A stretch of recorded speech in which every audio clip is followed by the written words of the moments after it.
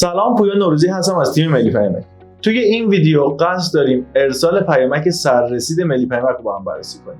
همینجوری که از اسمش معلومه، این ماژول پیامک‌های سررسید شما رو توی تاریخ و زمان مشخصی به صورت دوره‌ای به مشتریان ارسال می‌کنه. برای مثال فرض کنید که یک شرکت بیمه‌ای هستید و می‌خواید پیامک‌های سررسید بیمه‌تون رو به صورت کاملا اتوماتیک به مشتریانتون یادآوری کنید که بیان بیمه‌شون رو تمدید کنن. این کار با ماژول پیامک سررسید ملی پیامک کاملا امکان پذیر و بسیار راحت میتونید این کار رو انجام بدید. برای آموزش این مورد با من همراه باشید.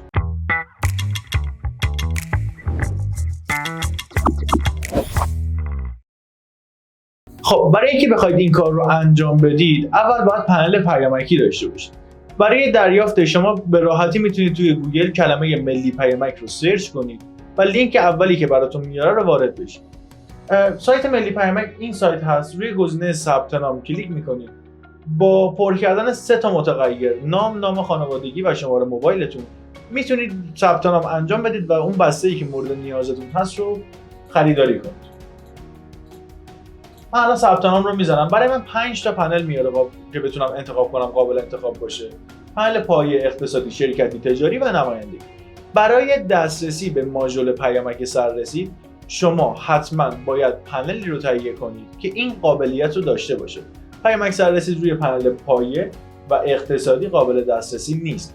برای اینکه این رو داشته باشید حداقل باید بسته شرکتی، تجاری و نمایندگی رو خریداری کنید. برای این مثال من پنل تجاری رو انتخاب میکنم که اگر این رو انتخاب کنم با پرداخت هزینه نام کاربری و رمز عبور برام ارسال میشه که میتونم وارد سامانه بشم. ولی خب من از قبل پنل داشتم، با کلیک روی گزینه ورود میتونم وارد محیط کاربری پنل خودم بشم. خب زمانی که وارد محیط پنل کاربری خودمون شدیم، روی منوی سمت راست تصویر روی گزینه ارسال زماندار کلیک میکنیم و پیامک سررسید رو باز میکنیم. این صفحه برامون باز شد و اینجا برای ما الان در حال حاضر هیچ چیزی نمایش نمیده، چون که هنوز رکوردی رو ایجاد نکردیم. برای درج رکورد ما 2 تا راه حل داریم. یا به صورت دستی میتونیم این کار رو انجام بدیم، یا به صورت فایل اکسل میتونیم این کار رو انجام بدیم که الان توی این ویدیو هر دو روش رو با هم تست میکنیم. برای روش اول ما فایل اکسل رو تست میکنیم، روش میزنیم و توی قسمت راهنما برای ما نمونه فایل رو اینجا آورده که از این قسمت میتونیم نمونه فایل رو دانلود کنیم یا از این قسمت، تفاوتی نداره.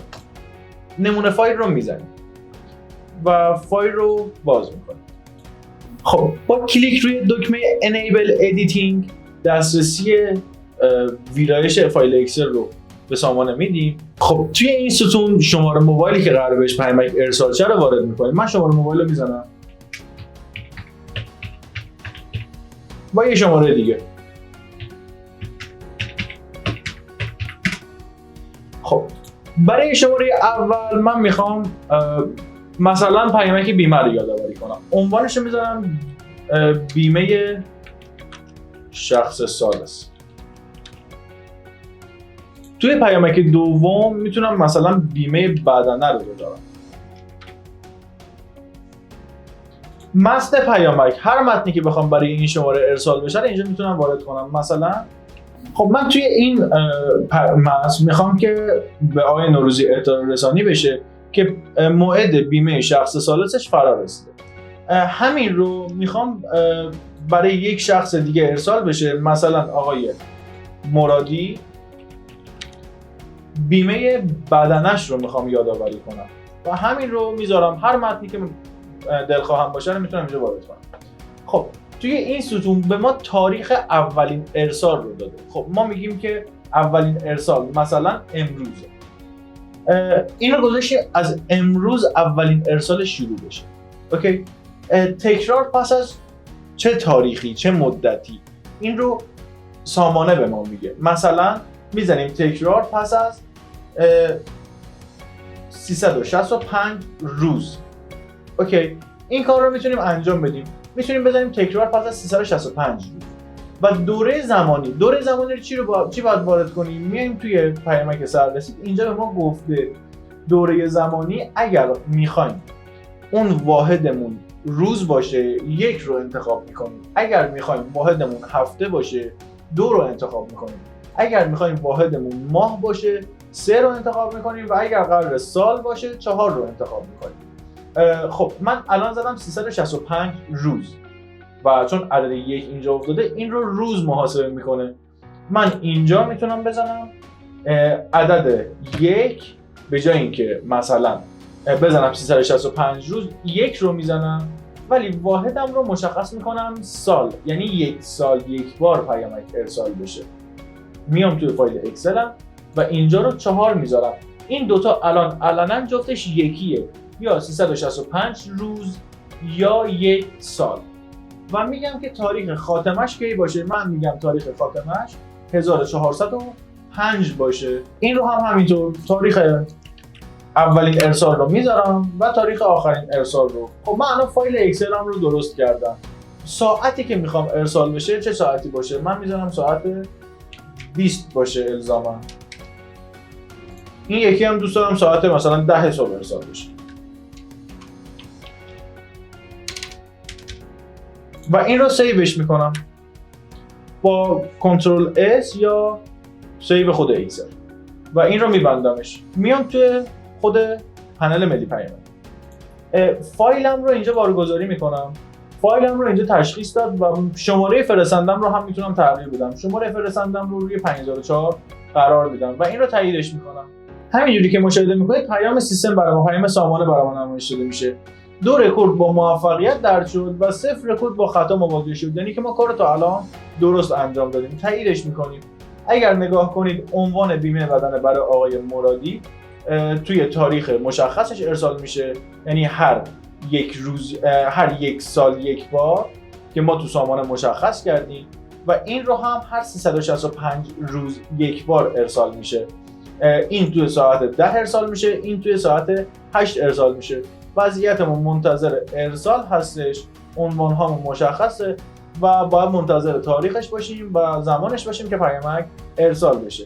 از این قسمت میتونیم این رو ویرایشش کنیم، یعنی ویرایشش برای ما نمایش داده میشه.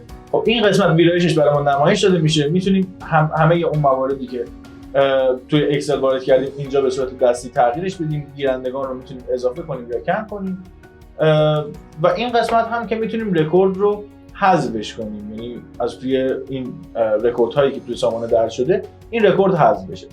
خب این یک روش ارسال از طریق فایل اکسل بود. یک روش دیگه هست که به صورت دستی کاملا روی ارسال میزنیم، ارسال جدید رو میزنیم و این صفحه برامون باز میشه. عنوان رو میزنیم، مثلا بیمه بدنه و شماره فرستنده رو انتخاب میکنیم. متن پیام رو میزنیم آقای کریمی موعد بیمه بدنه شما فرا رسیده است. شماره رو اینجا وارد میکنیم. روش بارگذاری شماره هم از طریق فایل اکسل هست که نمونه فایلش هست، هم از طریق فایل متنی هست که باز اینجا نمونه فایلش رو میتونید دانلود کنید، هم از طریق دفترچه تلفن هست که اگر اینجا دفترچه تلفن رو شما وارد کرده باشید میتونید تیک بزنید و همین که به عبارتی شما میتونید شماره موبایل ها رو اینجا زیر هم وارد کنید. تاریخ اولین ارسال که خب عرض کردم خدمتتون مثل فایل اکسل، تکرار پس از 0 مثلا میزنیم پس از 365 روز. اینجا میتونیم مشخص کنیم مثلا پس از 12 ماه یا بعد از 1 سال.